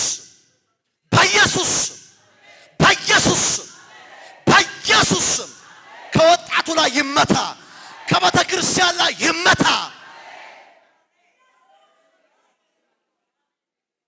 ቃል እንደሚለው መዳናቸውን ረስተው እንደሚል እይታቸው አጭር እንደሆነ እንደነዛ ባክህ ጌታ ሆይ መቀስቀስ ይሁን። ዛሬ ይሄ ማላጅ ህዝብ ጮኋል። መቀስቀስ ይሁን። ወጣቶች በሌሊት መተኛት አቃተኝ ልንበርከክ እስኪሉ መቀስቀስ ይሁን። ከዚህ በኋላ ያልሆነ ነገር ውስጥ መሆን አልፈለኩም ጸልይ ይለኛል የሚል የሚቀሰቅስ የእግዚአብሔር መንፈስ ይምጣ በኢየሱስ ስም። በአብያተ ክርስቲያን ላይ ይሄ የጸሎት ረሃብ ይምጣ። የቃል ረሃብ ይምጣ። ጌታ ሆይ በዘመናት መካከል አንተ ስራን ከመስራት ወደ ኋላ ብለህ አታውቅም። ዛሬም ትሰራለህ። አንተ ሙሽራው ኢየሱስ በመጣህ ጊዜ ያለ ነቀፋ እንድታገኘን በኢየሱስ ስም እርዳን። ስትመጣ ያለ ነቀፋ እንድታገኘን ስጋ ነፍስ መንፈሳችንን በፊት ቀድሰን በልጅ በክርስቶስ ኢየሱስ ደም ቀድሰን ያለ ነቀፋ እንድንገኝ ልጆቻችንን ለዛ እንድናዘጋጅ እባክህ ጌታ ሆይ። ሌላ ጩኸት የለንም። ዩኒቨርሲቲ ይሄዳሉ ይሄዱ ጌታ ሆይ ችግር የለብንም። ይማሩ። ግን ጉዳያችን ዩኒቨርሲቲ ማድረስ አይደለም። ጉዳያችን የሆነ መብልና መጠጥ የሚያገኙበትን የሥራ ዕድል የሚያገኙበትን አይደለም ጌታ ሆይ። እሱ አይደለም። እሱ እግረ መንገድ ነው። ውጥናችን አንተ ጋር ማድረስ ነው። ልጆቻችንን ወጣቱን አንተ ጋር ማድረስ ነው። የበጉ ራት ላይ ጎድለው እንዳያዩ ነው ጌታ ሆይ፣ እንዳናይ እባክህ ጌታ ሆይ እባክህ አጀግነን ስናዘጋጅ ለበጉ ራት ለመንግስተ ሰማይ አስበን አልመን እንድናዘጋጅ አባትና እናቶችን ቤተክርስቲያን እንድትረዳ በኢየሱስ ስም እንጸልያለን። ክብር በሰማይ ላንተ ይሁን። ክብር በምድር ላንተ ይሁን። ክብር በመካከላችን ላንተ ይሁን። በክርስቶስ ኢየሱስ ስም አሜን። እግዚአብሔር ይባርካችሁ።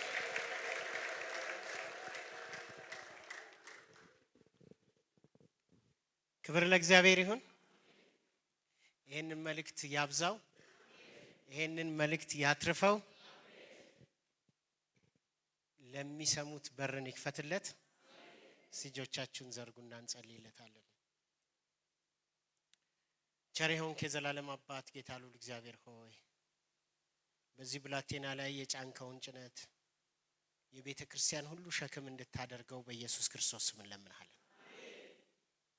ነገን አስባ ቤተ ክርስቲያን ስታገለግል ልጆችንና ወጣቶችን በሚገባ በቤተሰቦቻቸው በኩል የምታገለግልበትን ራዕይና ስትራቴጂ ስጣት። የቤተሰብ ስልጣን፣ የአባትና የእናት ስልጣን፣ የቤተ ክርስቲያን ስልጣን በልጆቻችን ላይ የምናጋባው እንዲሆን እንድትረዳን እንለምንሃለን።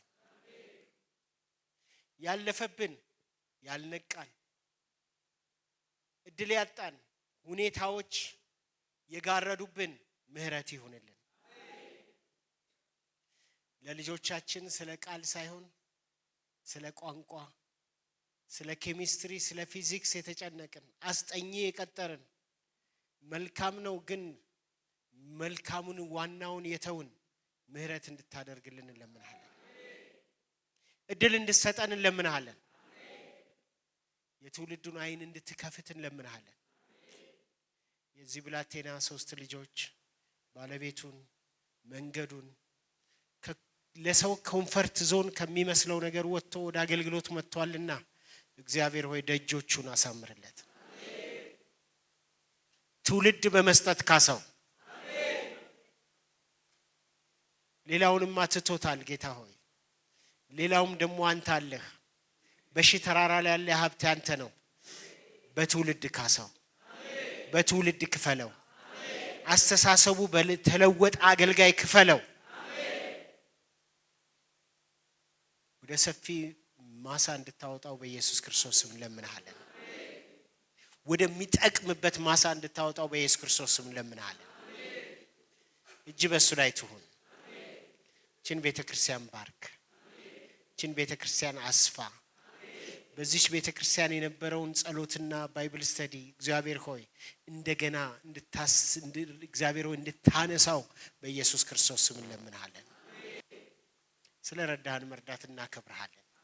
ከሰኞ ጀምሮ እስከ ዛሬ ድረስ ስለተለቀቀልን መልካም መንፈስ፣ ባለፈው ሳምንት ደግሞ ስለነበረን የንስሐ ጊዜ ክብር፣ ምስጋና፣ ውዳሴ፣ ቅዳሴ ላንተ ይሁን። ተነሱና ቁሙና እስቲ በረከትን ተቀበሉና እንሄዳለን።